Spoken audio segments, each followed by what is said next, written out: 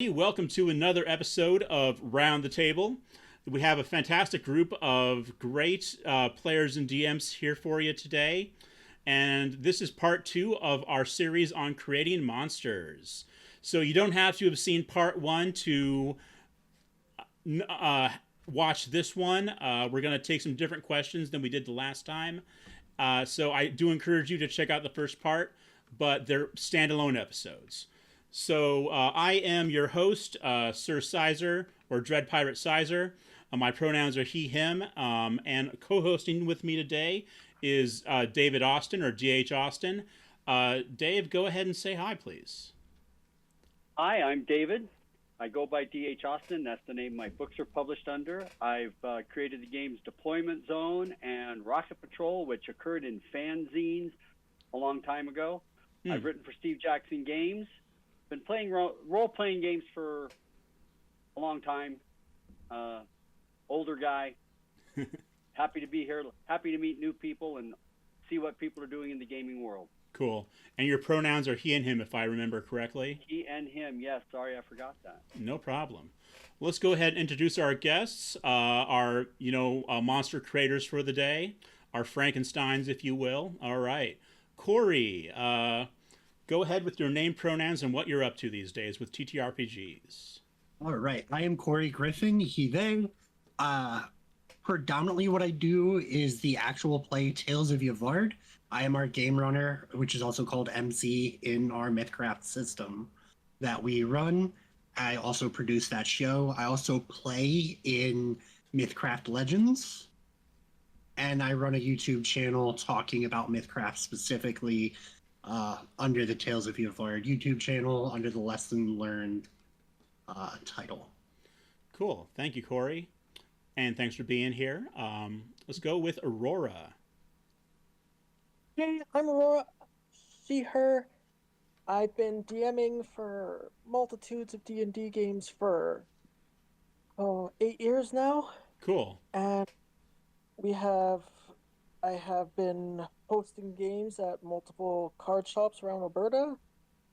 But yeah, that's about all I have. Not as impressive as Dave over there, creating games here and there. Well, a few of us are doing that, or at least trying to, anyway. Getting there. All right, Big B. Hello, my name is Big B, also Brandon, he, him. I am the creator of a horror adventure game called Yl'fe. I've also written a number of different economy supplements for games to try and spice up some trades. Also, monster creator. Cool. And Dusty. Hello, everyone. My name is Dusty. My pronouns are they, she, and I am a content creator mainly for the podcast Tales of Three. And I do some other things here and there. Like I was just on a stream for Punch and Roll last night. So cool. Yeah. Thanks for being here. Thank you for having me. All right. So my first question, as far as monsters, what do you all think makes a memorable monster? What you might do is think about what some of your favorite monsters, and think about why they really stick with you, why they occupy that special place of horror or just rule of cool. What makes an interesting, cool, memorable creature or monster? I would like to say that when it comes to having a monster that really stands out to me, the first question I ask myself is, why does it exist? And that really does stick out when it comes to how I remember monsters. Like the Frankenstein's monster is always one that kind of you jump to when you think about monsters, and you think about that because you think about the creation process, the bodies being dug up from graves and stitched together for scientific curiosity and whatnot. If a monster has a specific reason to be that is particularly disturbing, that to me is a great starting point to making something memorable. Gotcha. I'd say it's actually, for me, the perception of the person who is portraying the monster, because each uniqueness of every monster can be varied between person to person, of how, say, a simple minotaur can behave.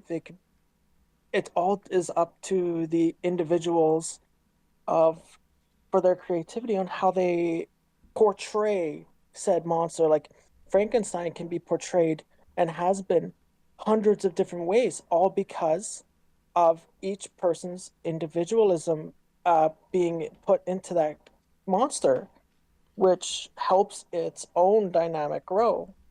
That's what I think. And then each monster can be unique in its own fashion that way. I like the example of the Minotaur there because originally the Minotaur was a single creature, right? In the legend of Perseus, right? And King Minos and all that. And a terrible creature that lived in a labyrinth. And I don't remember the mythical origins of it. Probably a cursed mortal. I mean, there's a lot of those turn up in the Greek myth, right? But if you look at D&D, it's now a race of creatures, right? And it's not really quite as scary in that sense, I don't think. The original Minotaur would have made a very good. You could probably make like an action horror movie about the myth of the Minotaur, and it would be pretty terrifying. This crazed bull monster hanging out in this labyrinth under a city, and like Perseus has to go down there by himself to stalk and hunt it. I don't know. Anyone want to correct me about my myth making there? About where the Minotaur came from? Just slightly. Just slightly. Okay. Not going to. So, the Minotaur was not cursed as much as he was born that way. I am trying to remember exactly who his parents were, because technically the Minotaur is a prince of. Is King Minos his dad, or? No, it was no, his wife actually. His wife had a plan to reproduce with a prized bull that belonged to the king, and she ended up becoming pregnant. And different versions of the myth have the bull either being just a prime specimen of its kind or actually being Zeus in disguise as a bull. And this is why you ended up with a child that Minos immediately knew was not his son, but could not kill because of his divine origins, and had to then have a labyrinth created by none other than Daedalus, who is the second myth of the flying too close to the sun in the wax-covered rings. Same guy designed the labyrinth to keep the Minotaur in. Yeah. But I'm trying to find it online. There was a really excellent movie about 5 to 6 years ago that was a completely independent film movie about cardboard, about a group of people getting lost in a cardboard maze. Is it called Dave Made a Maze? Dave Made a Maze, yes. I haven't seen it, but it's on my watch list. So it features a really terrifying Minotaur. I mean, really, really, you don't expect that movie to have levels of comedy and levels of horror that just work together so well. It's a great film. I highly recommend it to everyone. I caught it when it was originally out. Cool. Maybe I'll bump that up on my list a little bit. I'm kind of in the mood for like a scary Minotaur now. I'm not gonna lie. As much as to kind of direct us back to the question, as much as I love people's portrayals of monsters and the lore behind monsters, I find their actions and what they do really set what is memorable, at least for me and for most of the campaigns that I've run. Mm-hmm. Because you can, to just go back to the Minotaur example, you can have a Minotaur that just swings an axe, or you can have a Minotaur that picks someone up, runs them into the maze so that they cannot get help from their friends, and now the rest of the party now has to find that Minotaur and their friend that just got stolen.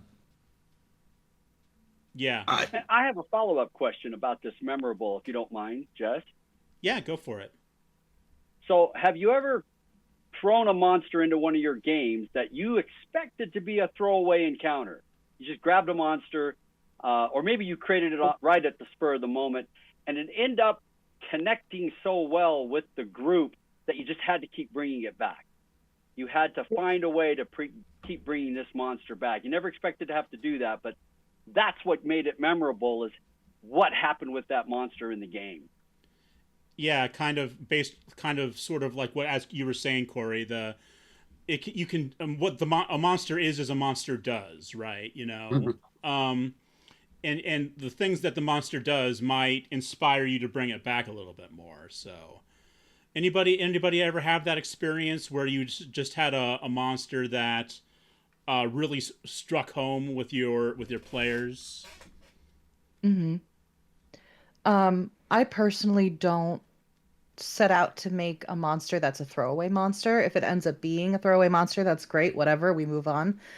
But the monster that I actually brought today to the round table, I didn't create it with a name. I let the players name it as a way to try and connect with the monster. It was created with a way to be like something that watches for the BBEG. Okay. So they ended up calling it the Watchers, which Great.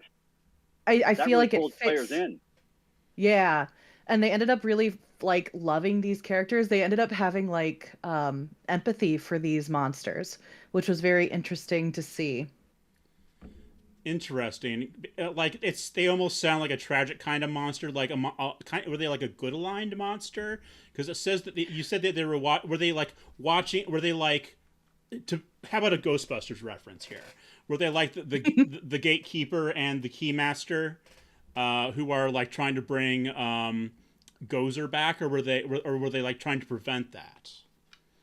They were completely removed originally. They were literally just meant to be a vehicle, like a camera almost, like a video camera. Okay. They had no sort of personal stake in what was happening. They were created for this specific task. Gotcha. And through the actions of the players, they ended up forming more connection with the world around them. And they share a hive mind. So there were a bunch of these little guys running around, basically. And so through each individual connection, they formed together to create more of a thought process and wanting to help the players. Gotcha. So it almost sounds like to me like they're kind of potentially helpful creatures rather than necessarily maybe. And this is one thing that we kind of talked about in the last panel, where it's hard to pin down the definition of exactly what a monster is. But these guys sound like buddies. They sound like little buddies. And that's fine too. I've kind of gone back and forth about whether we should call this panel "Creating Creatures," but I feel like in TTRPGs, those two terms are often interchangeable, like creature and monster. But anyway, anybody else ever have an example of a monster that really had a deep effect on your players? So much, I think it was Dusty that was speaking. I tend to not use throwaway monsters either. Though I find more monsters get thrown away than get connected to. Sure. One of my, this would be in a non-published game. I designed a creature as a counter to one of my players on an ideological level. Yep. And it was at that point, it was a D&D game that we were playing in my homebrew world. Direct confrontation with our cleric and their deity. And yet it ended up causing enough twists in the thought process of another player that they ended up taking a level of cleric under that other under that other deity the other deity. That's not something you see in D&D very much, is like two different cleric levels with different deities. Mm-hmm. Yeah, that's interesting. What was the particular monster though? Like, let's get some more about some meat on this. Okay, so this was one of my very first versions of what I will be talking about, which is my Malforged, which are a group of golems and at that point in time Warforged that were corrupted magically away from their original builder and their original purpose, which at that point was under my goddess Eris, who is the goddess of magic and change, to my god of luck and monsters, and seafaring. I run a pirate campaign. Yeah. Seafaring's always been kind of one of those fun things that I play with. Well, you're in good company here. But so they were two diametrically opposed gods, because the god of monsters and seafaring and luck is extremely envious of the god of change. A lot of that comes down to my list of lore things that happened before the creation of the universe and who likes who and who doesn't like who. Yeah. It's a lot of fun with six gods and how much family turmoil you can put into it, because they all come from one person eventually. Yeah. That split themselves off into 7 or 6 people in total. But yeah. So some of that has been mentioned, I guess, in recording, but no, yeah. So my Malforged are just corrupted golems by this other deity. Pretty much, you could say out of pettiness, you could say out of envy, depending on how you want to word things. He's taking his technically younger sister's toys and turning them into his. Call it what you will. Okay. So sibling rivalry definitely there. Yes. Yeah. Yes, especially out of the two youngest. And of course, when gods play, mortals take the, mortals get the black eye typically. Yeah, and especially since I started making them into the new system that I play, they got a lot worse than they used to be. Nice. So I think before we move on from the question of what makes a good monster, does anybody have anything else or maybe what makes a memorable monster? Does anyone else have anything they'd like to add to that topic? No, I think that's a good time. It's probably a good moment to move on to the actual monsters that you've all brought for us today. So this is the fun part. We all get to see what you have created and ask some questions about it. All right, folks, we just had a little cut because B had some difficulties, but we have a very cool monster that I'm kind of looking at. Looks kind of like I'm not sure what this is. So I'm looking at the picture right now. It looks like kind of like a gorilla face with a bunch of like sandworm teeth. Is that right? Not too far off. Okay. So, when it comes to the monsters of Yl'fe, they who give my game its namesake are creations as the result of two different creatures from different dimensions coming to what I call the shared world, which is Earth, and reality basically saying, I can't understand what's happening here. We're going to have to make some compromises, and basically shoving these two creatures together. Okay. That's And please go what on. you see what you see before you is a creature I have called Lover Skinner Beginner. Um, this is a creature formed when a creature from a different dimension called an abstract and a fae from the fae dimension come to our world and are forced together. And their personalities don't really mesh. One is more messy, one is more clean, and as a result, you get one that tries to do both. One That's a that great is, idea. yeah, a gloppy mess on the one hand, as its body is just an ooze that just kind of drops itself in the trail that it leaves while it moves. But also, the mouth is such a gaping maw, it consumes what is in front of it, leaving nothing behind, keeping it clean at the same time. Oh wow.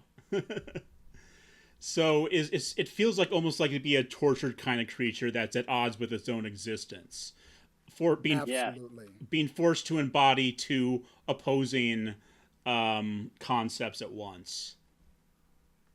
Indeed. And can the players interact with it? Can they communicate with it? This Yl'fe specifically is one that takes on a personality that, um, one would definitely call malicious, but also manipulative. Mm. As And the the worst kind name of malicious. as the name implies, uh, the lover aspect of it is a sultry siren call, if you will. As in the Okay. game, uh, players can be tempted or driven mad, and this creature likes to tempt those closer to get to the second phase, Skinner, which I think you can Yeah. guess, Yeah, I can imagine. which then starts the cycle over at beginner. Okay. And it's like it Are you almost familiar with the works of Kurt Vonnegut? Come again? I was saying, are you familiar with the works of Kurt Vonnegut, Slaughterhouse Five? Oh yeah, yes. Because there's a real strong vibe there of, I love what you've done there with these things would make sense in their own place, mm-hmm. but they're in a place that's not their own place, and so can't make sense of them. I think that's a great way to ever introduce something into a game that the players have to investigate. Yeah, and Thank you. the name sounds like one of the nicknames that the elder gods from the Lovecraft mythos get, like the crawling chaos or the gate and the key. Yeah. Yeah. Hmm. The lover I'd be lying Skinner if I beginner. Yeah. I'd be lying if I said I wasn't somewhat inspired by that. Yeah, I mean, there's everything has like all of horror since like of the 20th century. A lot of it, at least, has been inspired by Lovecraft. So there is no shame in borrowing from the Cosmic Horror because it's just a very compelling mythos to play with. You can do a lot with it, and you clearly have done a lot with it here. So it's very cool. Does anybody have? Great idea. It's a good idea. Does anybody else have any questions about the Lover Skinner beginner? I just want more. I just want more. I don't have questions for it. I just love it. Yeah, it's It pretty. is really cool. Yeah, Yeah. I'm into it. I like the eyes really sell it. It's searching for something. Like the red. The whites of the eyes are red and all that stuff. It's good. It's very cool. And who did the art for this, by the way? That would be let me see, who did I use for the art on that one? I believe they go by 18 over 1 studios. 18 over 1 studios. Okay. Are they on you know, we support independent artists here, so are they on Blue Sky or X or anything like that? I I haven't been in contact with them for a while. I Gotcha. know that they still have their Fiverr account up, and it's under the same name. Cool. All right, folks, if you like this and you need a little bit of work done for your own game, you know, consider them 18 over 1 studio. Let's all right, so let's move on to another monster that has a very unique vibe.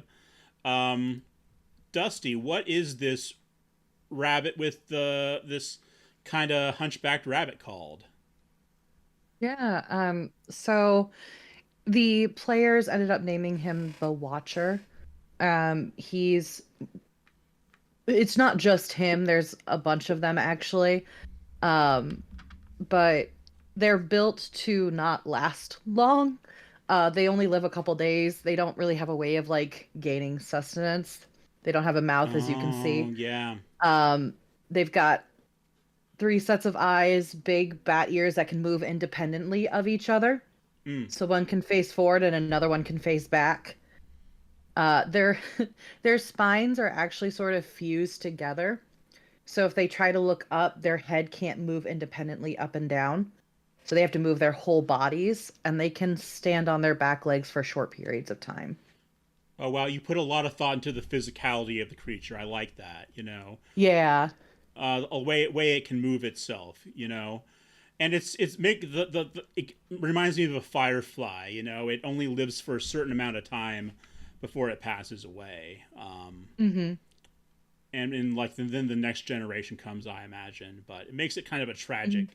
That and with the other things you've already described about it, it's kind of a tragic little Yeah. guy. So the Watcher, and what it and you talked about its purpose a little bit, but what is the creature that it's watching for? So the creature that it's watching for ended up being, in my mind, was some sort of like sorcerer. We didn't get as far as I wanted to really flesh that character out.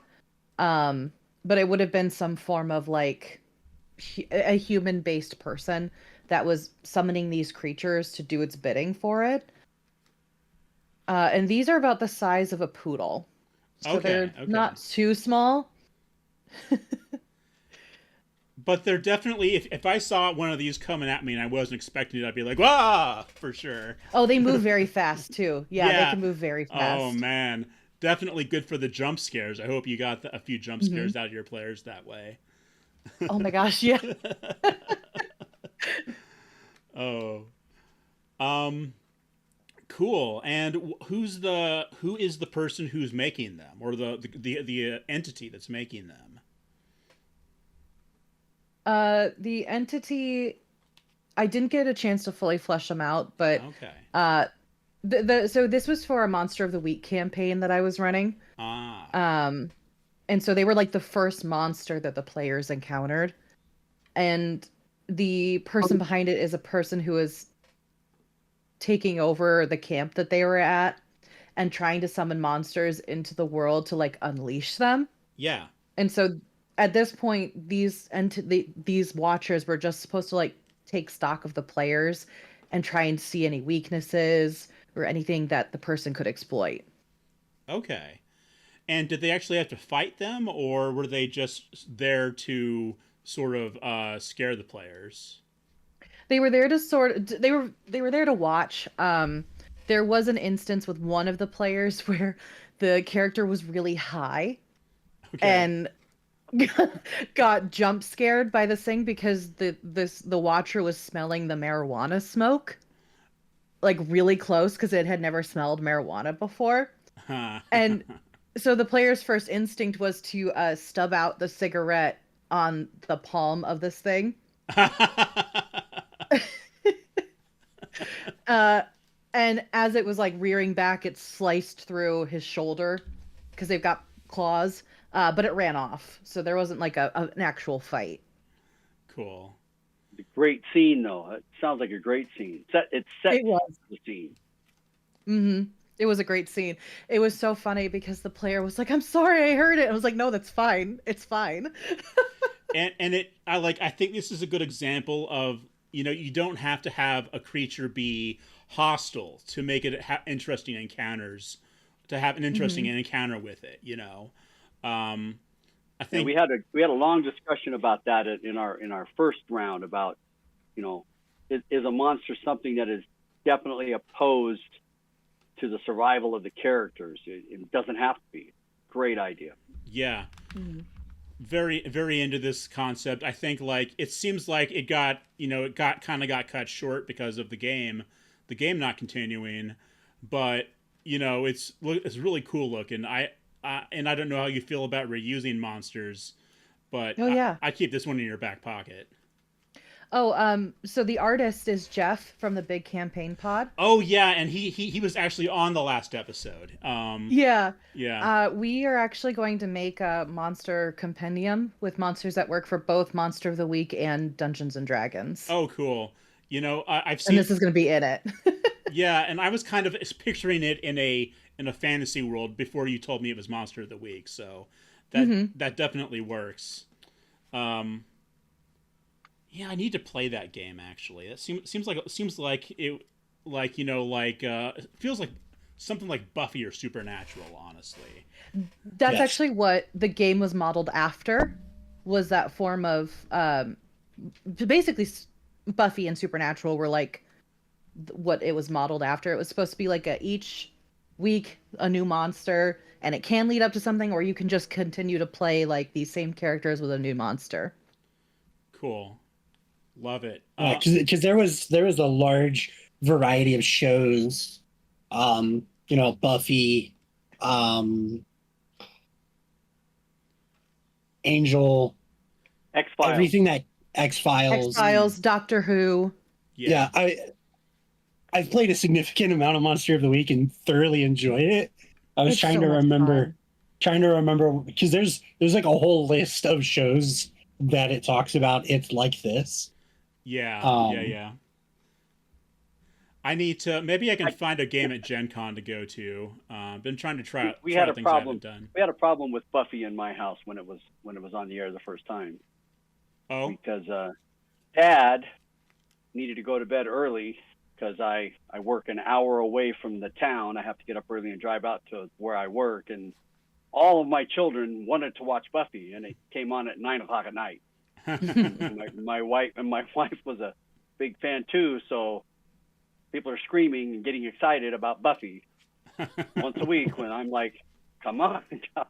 You know, I have a lot of memories of late night Buffy. All right. Well, I hope that it was worth it in the long run. Just It bonded my kids together. My kids, all four of my adult children now, who are 33 to 40, they all have great memories of doing that together. cool. Anybody have any more questions about the Watcher? Oh, and I pet it. I mean, yeah, if you wanted to. yeah. I mean, it can't bite me. It can claw me, but it can't bite me. So Exactly. It can't bite you. It's just a kitty, right? Or a bunny. It can It's smell just a you. bunny.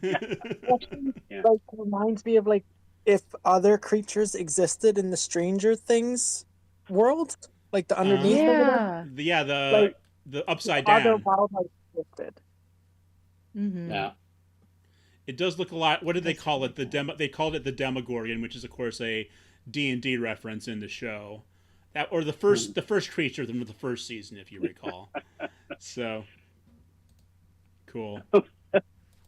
The first time I used Demogorgon in my campaign, right around 1979, I decided it was going to be a surfer dude. Well, that's So when the players interacted with the Demogorgon, I did my best Southern California surfer dude impersonation. I mean, that brings back some memories too. So wow. Okay. Oh man. Well, anyway, we've got still got a couple of monsters to go. Who would like to go? Aurora and Koree. Who would like Sure. to present? Aurora, let's talk about. And you've told me a little bit about this one.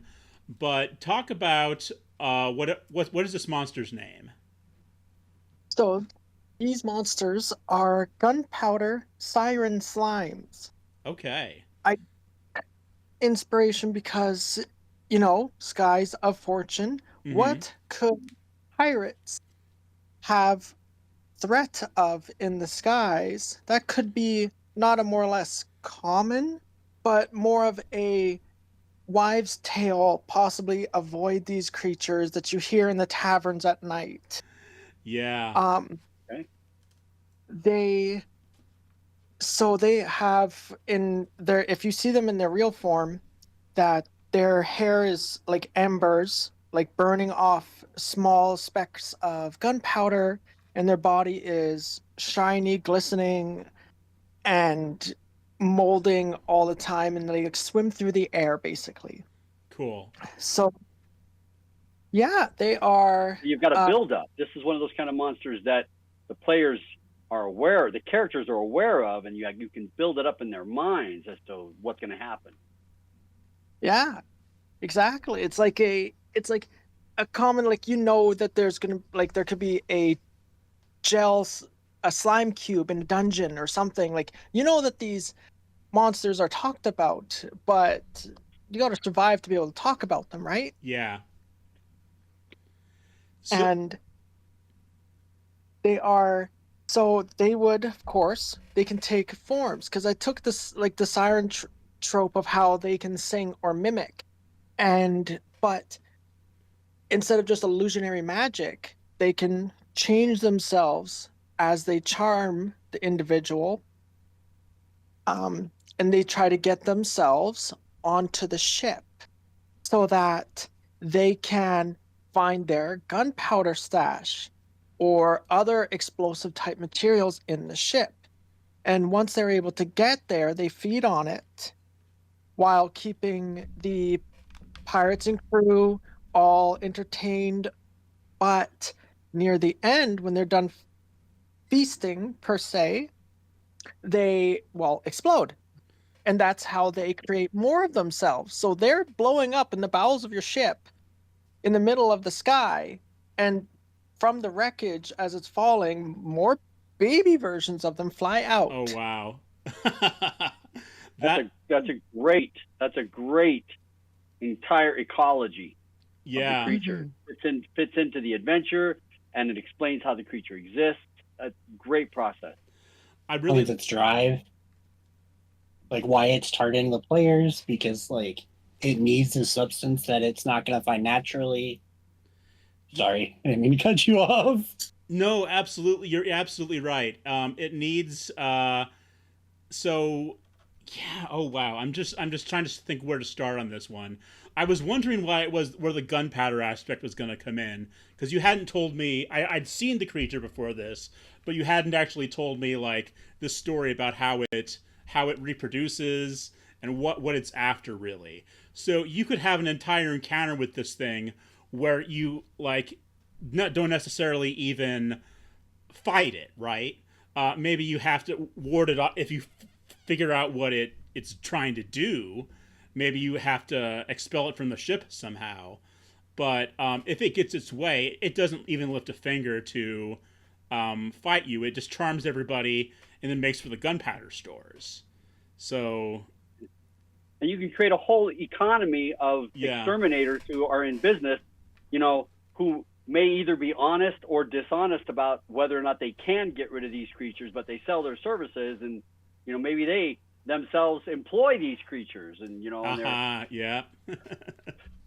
You've created an entire dynamic there that can fit into a campaign setting. It can revolve around that. Absolutely. It needs to be a setting that has it has gunpowder, of course. So like a fantasy pirate setting works great for that. Some D&D settings that have like cannonry and flintlock firearms would work for it. You could even have it in a modern setting, I suppose, where it's trying to break into a military base or something. And they could also mallow adapt to different types of explosives too. Like, it's all about like slime's adaptability and how they can change per se to what is required. Yeah. General And how Moore, they consider fireworks dessert, you know. right?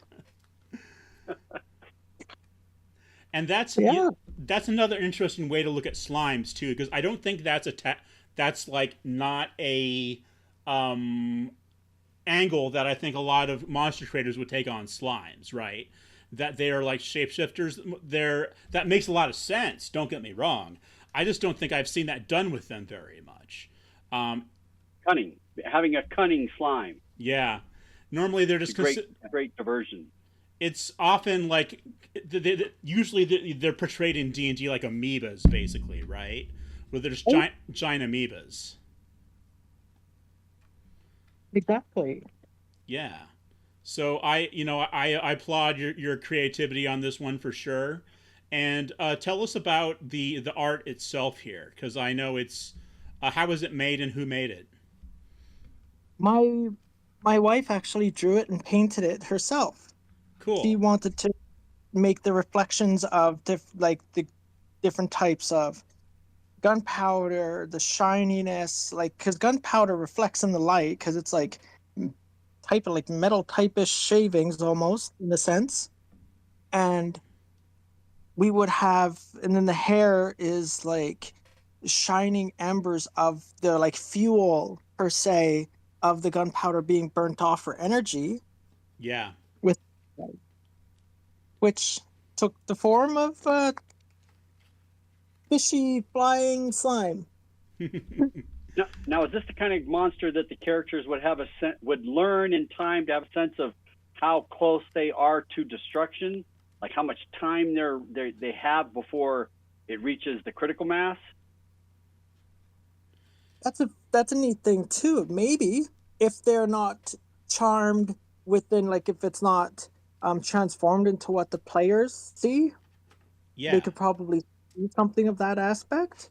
I was also thinking, piggybacking off of what you two said, like if the player knows how to deal with it a bit, maybe they have reserve gunpowder they just toss over the side to push them away or get buy more time with them, right? Yeah. I mean, that was my player brain went always keep gunpowder on the side for when these things show up. Mm-hmm. Even like trying to exist in a world where these things exist, that would eventually become maybe even common practice. I Yeah. don't know. Maybe you're feeding them at that point and then their population gets out of control because Yeah. they are trying to hunt for ships. Yeah, that Right.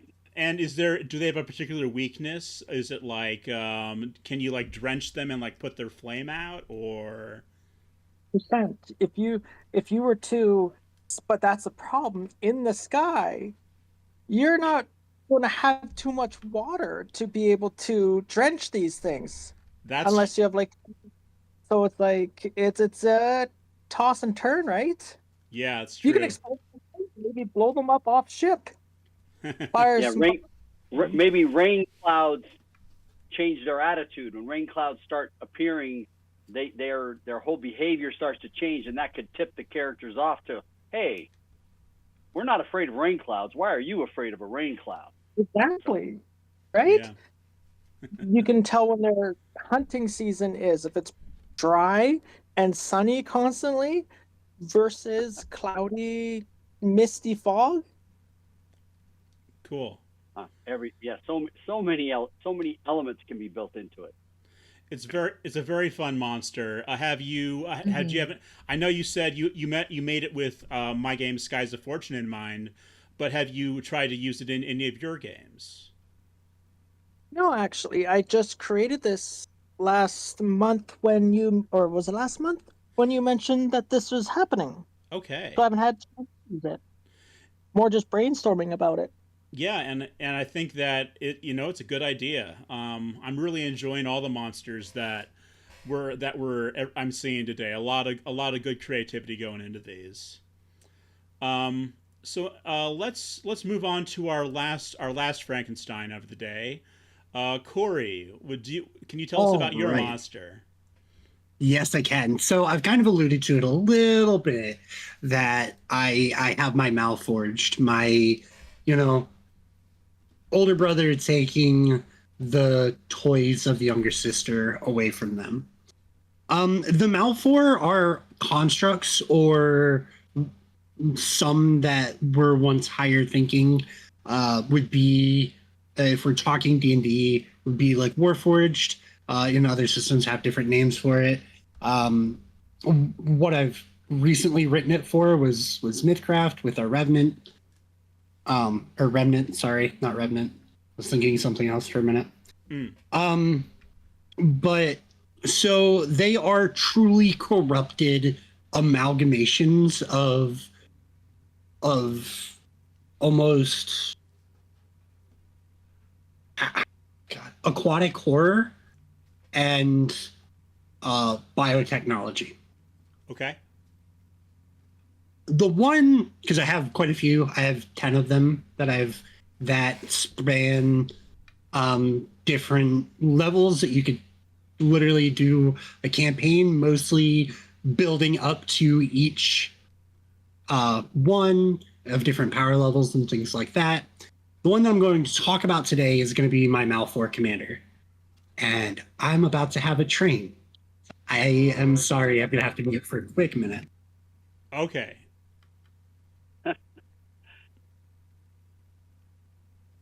So you're about to have a what? What did you say? I didn't hear that. What did Koree say? Having a Train. a train going by, so it's too loud. Ah, got it. Got it. Okay. Yeah, I understand that. Yeah. He's waiting for it to go Okay, by. so now we shouldn't be able to hear the horns as the train drives through the city. The one that I'm going to be talking about today specifically is the commander of all of the Malfor. What you could run as a BBHE should you choose to. Like I said, there are 9 of them that work up to this level. So again, I don't have art for it. I wish I did. It is something that may come in the future for other things. So they are your truly corrupted, fully converted, warforged, or whatever sentient mechanical being is in your world. Right. A lot of them get twisted. I've talked about my god of luck and monsters. His name is Groth. They are truly twisted by Groth to be against whatever they were built for. All right. Most of the time, the Malfor commanders have glistening black eyes, almost as if staring into the absence of life themselves. Okay. Like I've talked about aquatic horror and biotechnology, you're going to have a lot. I have a lot. You will have lots of tubes and filled with green glowing liquid and tentacles that seem to protrude from its back that have this green glowing liquid shooting back and forth through it.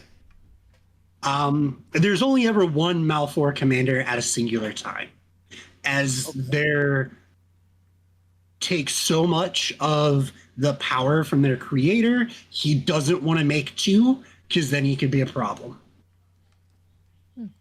1 is enough, 2 could be a problem. I gotcha. Like most commanders do, they are in charge of all the other Malfor. I have to be very careful about reading my lore, so I don't just talk about the rest of the Malfor and how he sets them out as well. They're also left with a deep and eternal hunger that can only be satisfied by draining the essence of others around it. Okay. That is a thing that is more specific for Mythcraft, which is the game I designed a lot of the this document for that I have running, because it's the game I run now. essence is who you are as a being. You only ever have 100 essence. One of my favorite things that this thing does is it will suck 20 essence off of everyone in a 30-foot circle. Yeesh. You have 5 turns to either get away or die. Yeah, that sounds Can pretty. you exploit that? Now, can you get other creatures that are under its command within its radius so that they start to there's always fascinated me when characters in any campaign learn how to turn one monster against another monster to their advantage. Right. So yes, just thinking about like even not necessarily the Malfoy themselves, though there are 2 Malfoys that whenever they would die do create a black hole, so that might be something you could exploit that way. That's great. That's always great to have those built in, that you don't have to let the players know that in any way. Right. I've personally learned that if you push a combat encounter past more than 5 rounds, it tends to feel like a slugfest. It's not quite as enjoyable for players and game runners alike, personally. So I love having that ticking clock of draining, getting weaker, especially since in Mythcraft, your essence is also used to equip and use magic items. So as these turns count down, you get less and less of your magic items. That's pretty rough. Return. So, how likely, if you're using the Malfoy commander as like your BBEG or like and it sounds like it might be, would you be able to study up and have some foreknowledge of what it's going to do, so you have an idea of? Definitely. Yeah.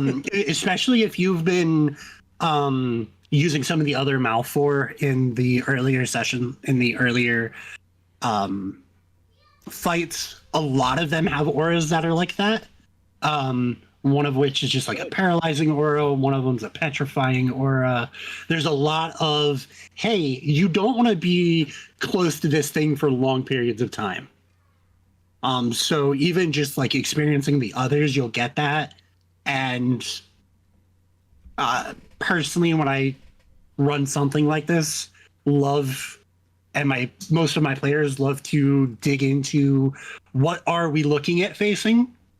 So lore books are one of my favorite things to just piece together and like give players to, hey, you have read this book and you know this book.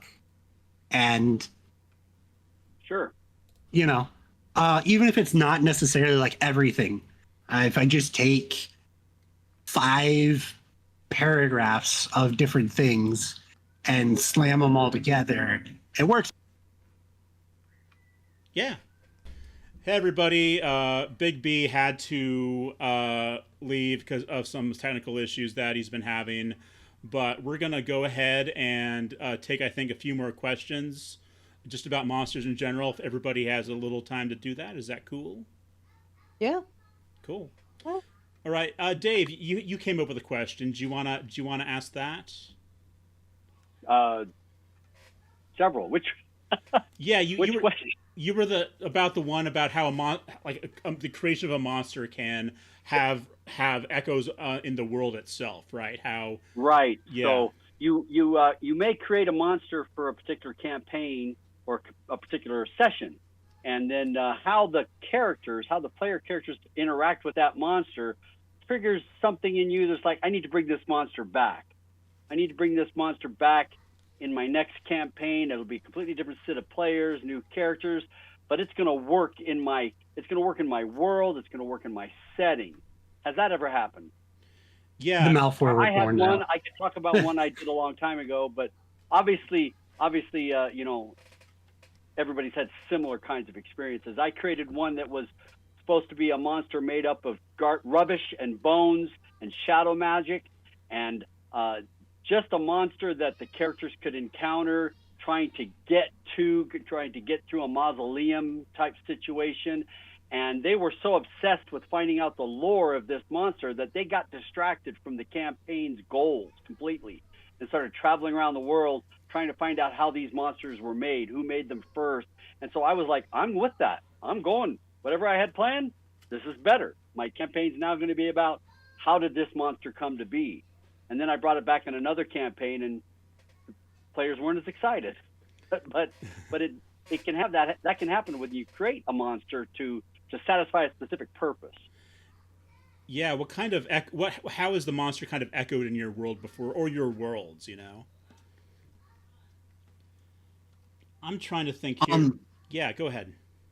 So originally, the Malfor are kind of an example of that, because originally it was just a Warforged that worked alongside one of my players in their backstory that they were separated, and then I brought him back as just like this twisted thing, and then we spent 2 years trying to figure out how he was why he was twisted, considering some of the lore behind my Warforged in that world.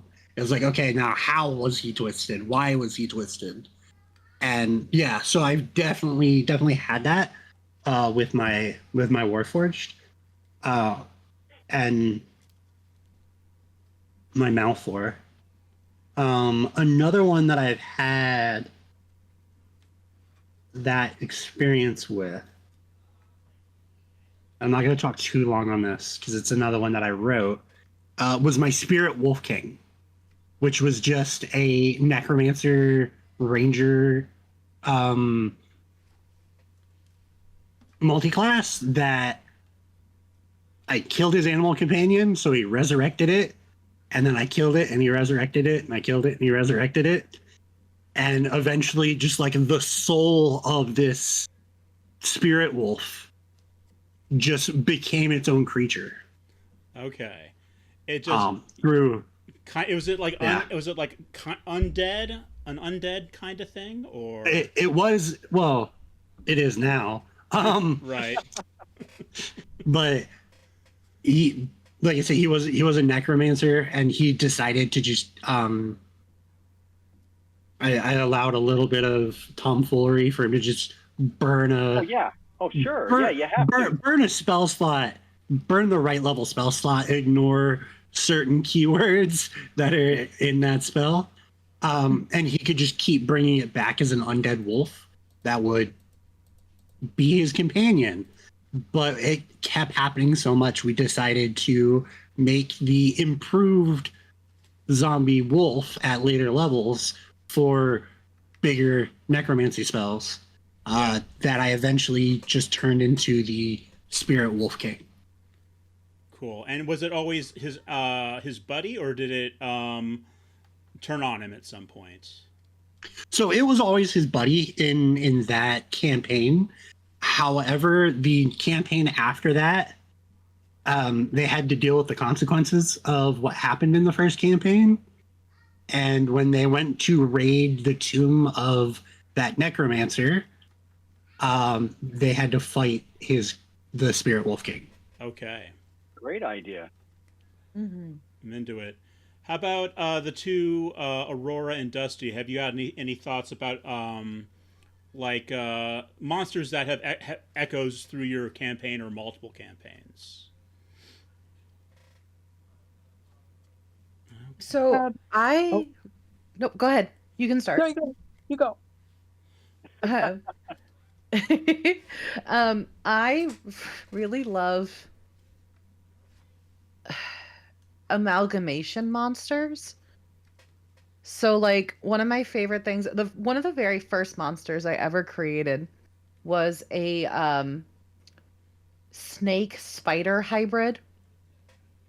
Okay. That's not scary. Sure.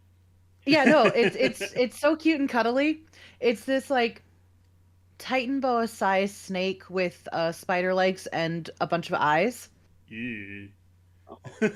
and it burrows under the ground and shoots up at you, basically. Oh, geez. And so every time I'm like, I need a big monster that's just a monster that's like mindless, just wants to eat and kill, I go to that thing. Yeah. So it showed up a bunch of different times. Now, you play with the same group of players? I have for the last couple years. But do they grown? I had the same group of players for like the first 10 years of my campaign, and I was a kid, and anytime I brought something back that had worked before, boy, they would. Oh yeah, here he goes again. No, they don't necessarily groan. I think sometimes they know it's coming. But like at the end of the day, it's a good fight because it always goes some different way, especially with whatever players people are playing. Yeah. Yeah.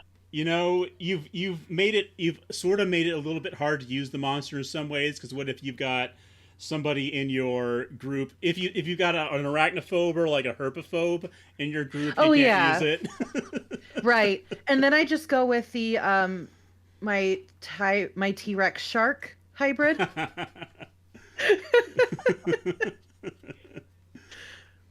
Double extra teeth in that thing. Yeah. So many teeth, so tall, so big.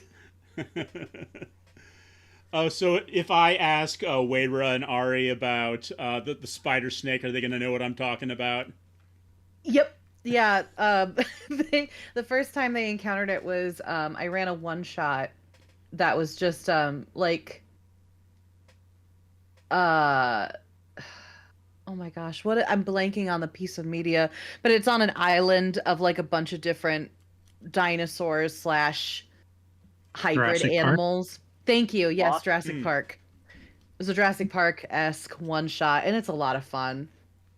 I run it for newbies all the time. Cool. I'm into it. Like, Jurassic Park is kind of a great island horror movie. I don't think people see it that way, but that's what it is. There's some scary stuff there's some scary stuff in there. In my first campaign, I had a hidden valley that all the people in every village that the characters visited knew about, this hidden valley that had legendary dinosaurs, legendary monsters that shouldn't exist anymore. But at the same time, there was also a hidden temple where vast magic knowledge was. And again, I was a kid. And the first time my player character group made it into that valley and found it, I had the best jokes in the world prepared, in which all the dinosaurs were tiny. At the time, a dungeon article, Dragon Magazine article had come out about minimals, about making miniature versions of elephants and cows, and you got these miniature creatures. So the whole valley was populated by miniature animals, and the T-Rexes were small dogs. You know, so they had to be careful not to step on these. Everybody knew about this valley, but no one ever actually went there, so no one talked about the fact that it was not scary in any way. But boy, my player characters had a ball. They wanted to bring them back. They were like, "Oh, we're capturing these and bringing them back." Of course. So. Why wouldn't you? You know, you got like a palm-sized velociraptor, right? Yeah, exactly. Oh yeah, boy, I did some really strange things when I was a child. But I bet yours was more. I mean, I don't think Michael Crichton was writing back when you were a kid, or was he? No, but there was an episode of Johnny. I based that on an episode of Johnny Quest. I don't know if you guys know that urban legend that Crichton stole the entire Jurassic Park story idea from an episode of Johnny Quest. There's an episode of Johnny Quest where they visit an island where a mad scientist has recreated dinosaurs. Okay. So, no, I hadn't heard that one, but it doesn't surprise me. But you can look up that episode of Johnny Quest from like 73, 74, very, very early cartoon. Johnny Quest was one of my favorite TV shows, which had an entire Dungeons and Dragons feel to it. You know, you had a mixed ragtag band of a scientist and a fighter and a pernicious kid and his sidekick and a dog. You know, Johnny Quest is a great show. And also, there were other things like that, like, you know, like Edgar Rice Burroughs' The Land That Time Forgot, you know, which that was where Tarzan lived, right? And do I have that right? I could have that wrong. But either way, I saw a movie that was on Mystery Science Theater that had like a German U-boat discovers an island of dinosaurs, and of course they all get Yeah. picked off. So Yeah. that idea has been in the ether for a while, I think. Yeah. Yeah, for sure. But I was, as a young kid playing Dungeons and Dragons, I always was afraid to throw really huge, dangerous monsters. The whole concept of a big bad end guy that has become, the trope of role playing games. We hadn't gotten there yet. 76 to 80, we just were doing dungeons with monsters in them. And so the idea of when I threw Demogorgon at my party the first time, it was not for the players' characters to fight. It was an encounter that they had to navigate their way through and negotiate. Yeah. So, throwing a T-Rex at my party, in my mind, is like, well, the T-Rex is just going to win. He's, one bite and every character is just going to die. And the game was a little bit more deadly in those days too. So Yeah. I wasn't the kind of dungeon master to use these really big, heavy-hitting monsters. So it's a little different play style for me. Yeah, that makes sense. And let's talk to Aurora now. Did you have a story about a monster that you've had come back before? I had a black dragon that with this. There's a lot of silly old tropes of certain things that have to be evil, certain things that have to be good, Sure. and stuff inside of games. And I wanted to see how my players would react with a good black dragon that was in a mountain, not bothering anyone, with a colony of kobolds, not bothering anyone, just being their own little tribe, not hurting anyone. But the king and people are like, no, they can't be there. They are bad nuisances and got to get them removed, kill them all, wipe out their nest. And then as the players, but it turns out the dragon knew a lot of magic and put a illusion spell around the cave, but none of them could get it Okay. to see. So they wandered around for hours trying to find this. And it wasn't until a kobold patrol for hunting came back that they found it. But they proceeded to murk like half the kobolds, Oof. got to the chamber, and then the dragon basically gave them a spiel like, you guys are bad people. Like, they didn't even attack you. Like, would you kill your own mother if they told you to? Like That's what? great. Yeah, And you're playing against type there, and I love it. right? And then she's just like, okay. And then the players kind of felt really bad afterwards and kind of realized maybe we shouldn't stick to just random metagame tropes and kind of dig a bit deeper. Like, oh, everybody knows black dragons are bad, or this type of nomadic people are savages, or whatever. Maybe we should figure stuff out first instead of just murdering. And then I once had a female green dragon who was mildly evil. I wasn't trying to portray her as good at all, and she lived in a murky moor swamp area just outside of a village, and she fell in love with a paladin, and she was convinced that she could show that paladin could be with her, no matter what the fact that the chaotic evil, lawful good, she can make it work. Love was greater than these differences. And the player I was running that against was frustrated by it. He was very frustrated by it, but he never challenged it. He just kept playing through it. And it was like, I can't be with you. And she tried everything to convince him. So yeah, I love that idea. I love that idea of a creature talking to the player characters in a way they're not prepared for. Yeah. And like you hit on some. Everybody knows that I've got my issues with Wizards of the Coast and sometimes with D&D.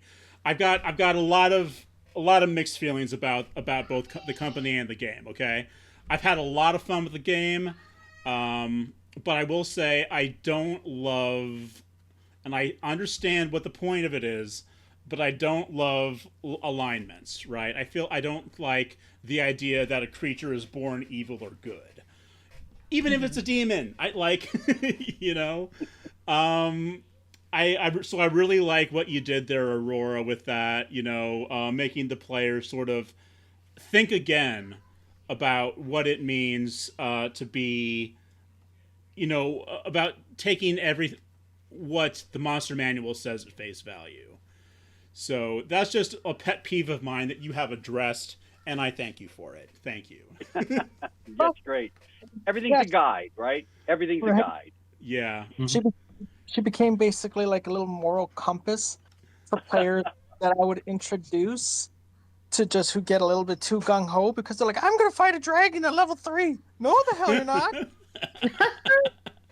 Maybe, I don't know, what some of the younger ones are kind of low CR, but I don't think they get below like 8. Yeah. Well, hatchlings do. Hatchlings do? Okay, okay. One of the things I would tease that paladin with is that, and maybe it was not nice of me, but that paladin could not romance anybody else. Any other NPC I introduced that player was like, oh yeah, can I have a relationship with this one? I would actively make that relationship not work out, and then remind that player, you are loved. You are loved by somebody. Oh man. Right. That campaign ran about 4 years. So. Gotcha. I'm gonna just pop this. You can Crazy for Art is Aurora's wife's Instagram art page, so I'm popping that up on my monitor so that everybody can see that for a few minutes. So I like this idea of having monsters played against type. So, like Koree and Dusty, do you have any stories like that of where you used a commonly known monster, but used it in a way that they didn't expect, that your players didn't expect? Okay, so I have the same problem you do with alignment. Okay, sure. I've totally scrapped alignment in favor of other far more useful things, in my opinion, than alignment.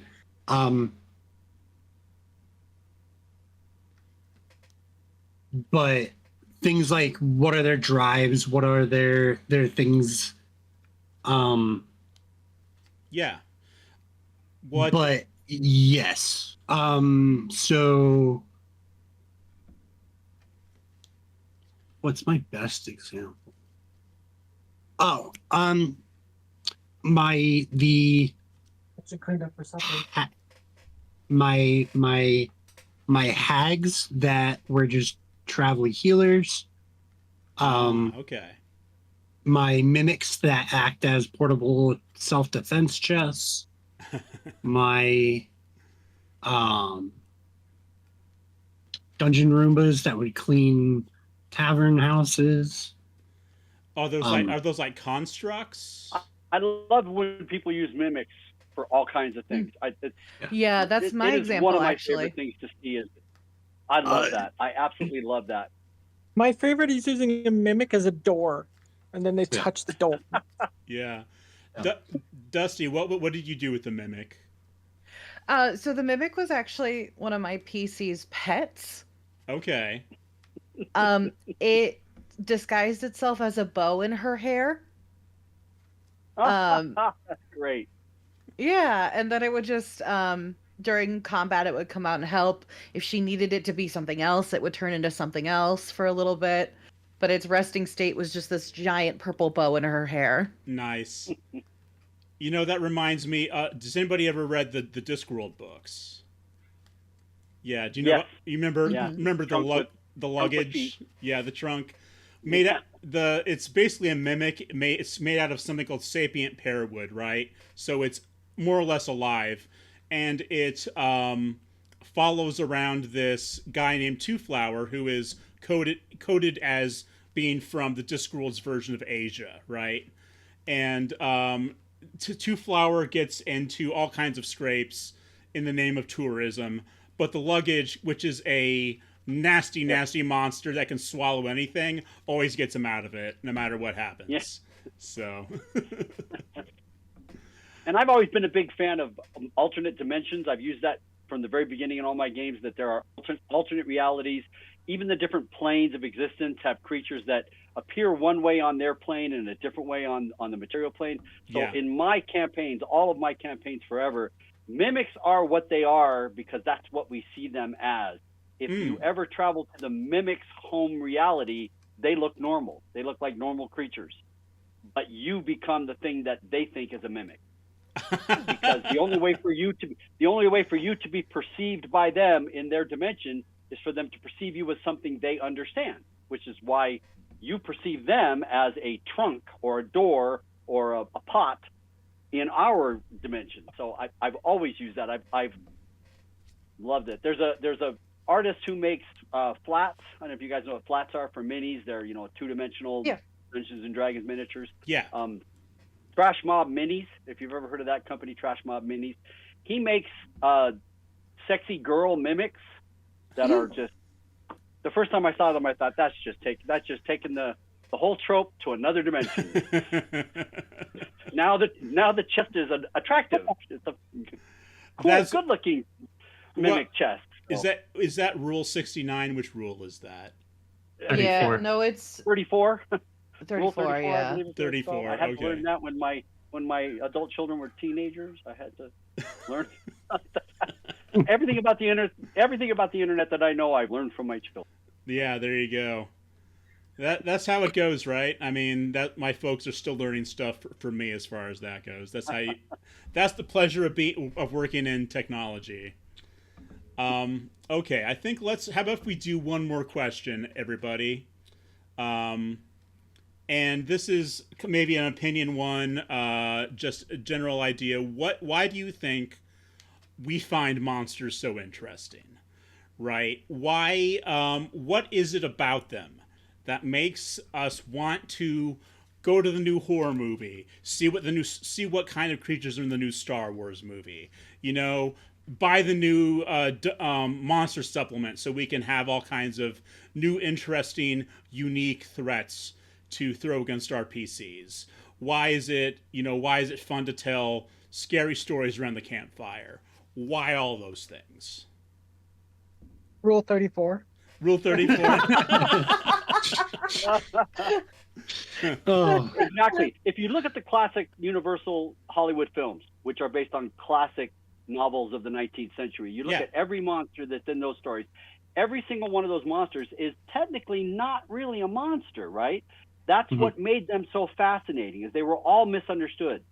They all were sympathetic in some way, and so it drew you in as a viewer. It drew you in as, well, I'm repulsed.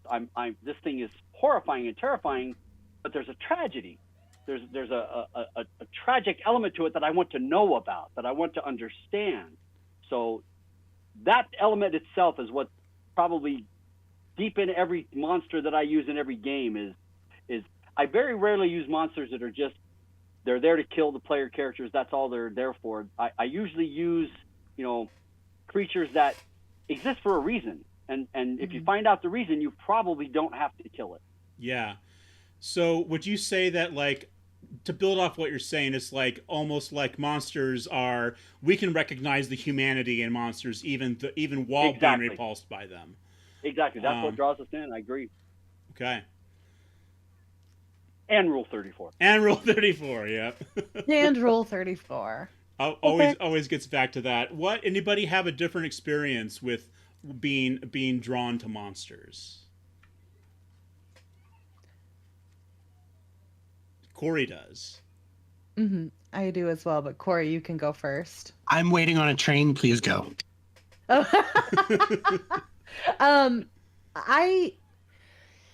One of the reasons I got into monster making is because I like freaking my friends out. Okay. I made a gelatinous cube that could change its shape for an episode, and there was a 2-minute supercut of everybody going, "Ugh, what the fuck is this? That's gross." And that stuff makes me so happy when people react that way to like really cool and interesting monsters. Yeah, so Um, it's almost like a story. You're the storyteller. You're the performer mhm, trying to provoke a reaction from your audience. And that, exactly.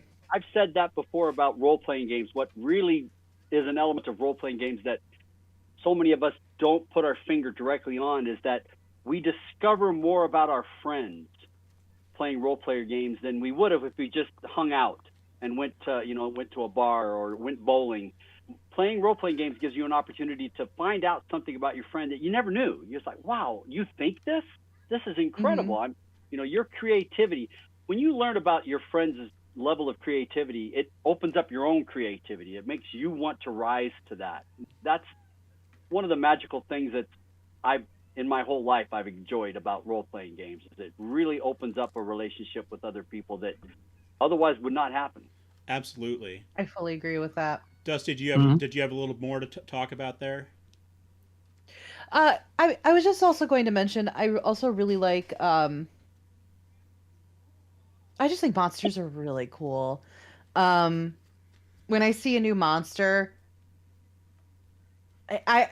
whether or not they're like mindless or they've got like their own thoughts or feelings, I just think it's really interesting to see like what classifies that thing as a monster. Yeah, You know what I mean? Um, some humans can be classified as monsters by sure. their Yeah, actions, by the things that they absolutely. feel. And it just I everybody has their own opinion, I feel like, on what defines a monster. And that kind of stuff is just endlessly fascinating to me. I agree. Yeah. That was my first question to the last group. I already had an idea of what I wanted to prove with it, and that it's very hard to define what a monster actually is. Mhm. Because, It's what Aurora said earlier about projection. yeah, You know, a monster can exist on paper in our monster manual or in a magazine or something. You see it, you use it in your game, and then how each different game master or player projects that monster changes everything. It makes that monster come alive. Mhm. absolutely. Yeah. So I have an answer for the question, though it is also in the form of a question. Okay.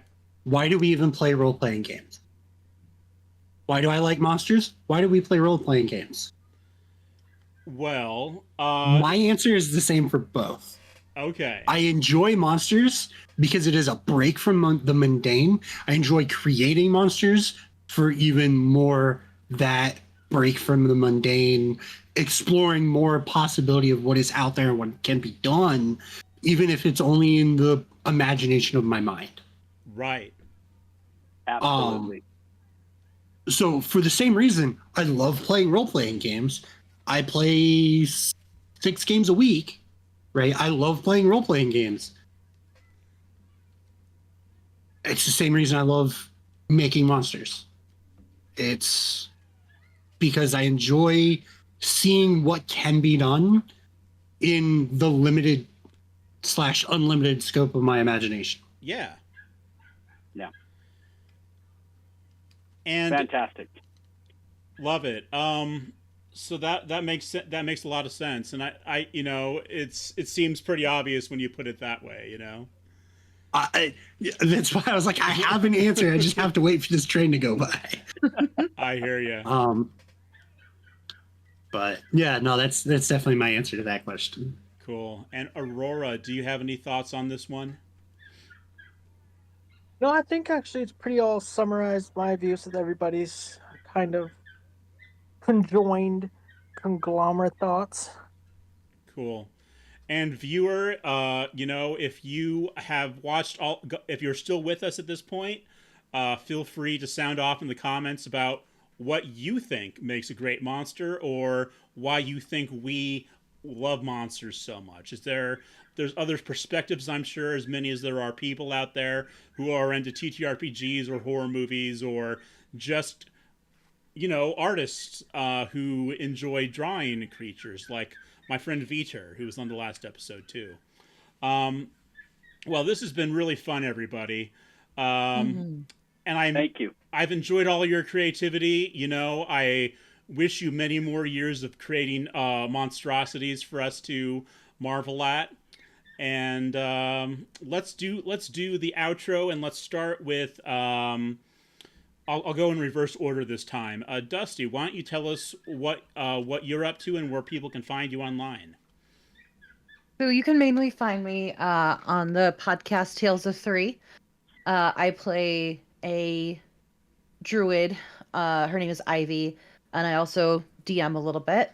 So you can find us on any socials there. You can find my socials at Dusty Penny with 2 Y's at the end. Cool. I think you buried the lead a little bit. One good thing to know about Tales of Three is that all of the 3 players are also DMs Yes, in the so tale. we take turns. Yeah. Yep, we take turns DMing. So my monsters show up quite a bit. Cool.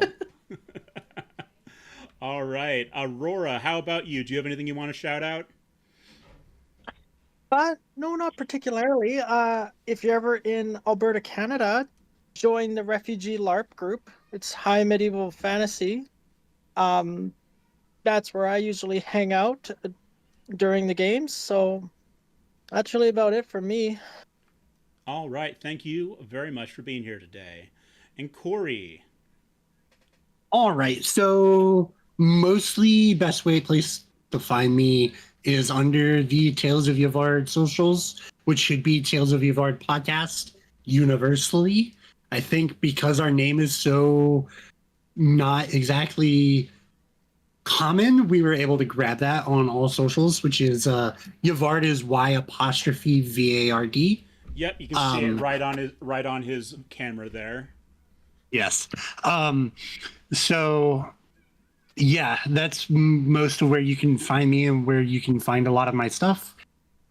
And the podcast streams anywhere you get your podcasts. Cool.